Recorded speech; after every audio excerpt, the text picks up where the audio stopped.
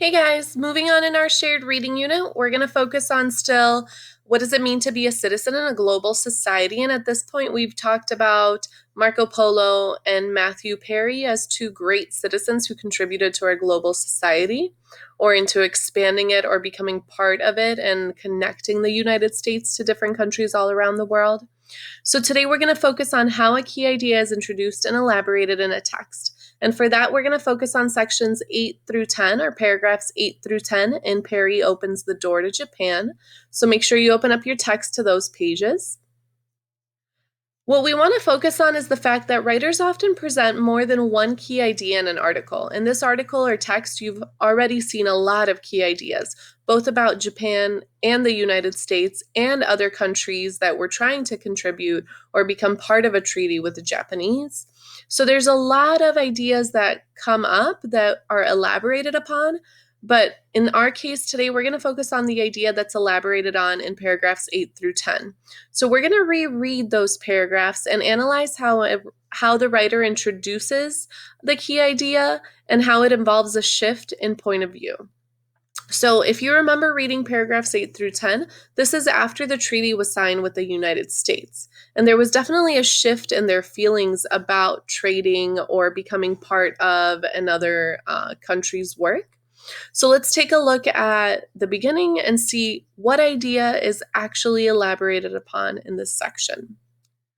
The Japanese, however, were furious. One Japanese nobleman expressed how many Japanese leaders felt about the new agreement.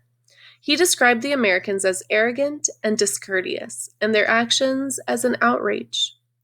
Perry's visits and the signing of the treaty with America caused great changes in Japan. Other Western nations soon arrived, demanding their own treaties. The new trade brought foreign money into the country, which upset the Japanese economy. The shoguns were pushed aside, and the emperor was restored as Japan's leader. Japan began to look beyond itself in order to learn from the rest of the world. Scholars were sent to Europe to learn Western technology. Cotton mills, paper mills, coal mines, and ironworks were built. Japan chose to modernize its economy while holding on to its culture, an approach they called Japanese spirit, Western things. Today, Japan is America's main trade ally and one of the world's biggest economies. So if I'm asking myself, what is the author's purpose in these paragraphs? I should definitely be thinking about the clues that were given to me. We have the treaty, we have feelings, we have other countries involved, we have the growth of Japan involved. So in this section, the author's actually trying to provide information on Japan's view of events, right? We started off with feeling furious, and then we moved on from there to see changes that came about due to the treaty. Your goal today is going to be to let us know how the author actually elaborates on that key idea in these paragraphs, right? So you're going to identify 3 more key details that elaborate on the idea that this section is providing Japan's view of events and their shift in viewpoint. For example, one really good key detail that does that is the sentence that says Japan chose to modernize its economy while holding on to its culture, an approach called Japanese spirit, Western things. This sentence supports the key idea because it's providing their view of events, right?